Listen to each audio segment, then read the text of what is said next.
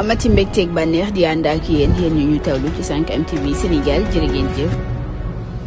Aminata Touré itam rek woon na Sénégal yi ngir nag ñu daal di rek bañ a wooteel kii di Maky Sall mu ni mënuñoo rek daal di nangu koo xam ne day politique te nekkul fii ci réew mi moom Aminata Touré ŋàññi na ko nag ginnaaw campagne bi muy amal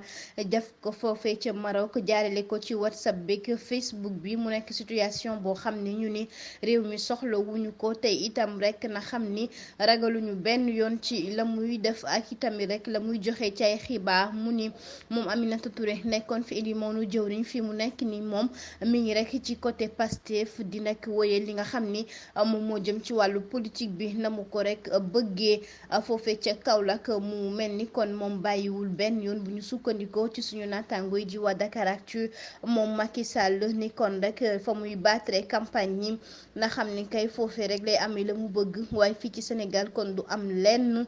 donte itam rek fii la waroon a ñëw kon amalee fi lu nu mel ñoom ñëpp rek ñu àndandoo ko fi defee ko fi waaye nag mu ni Sénégal yi na jàpp ni nag duñu ko woteel benn yoon.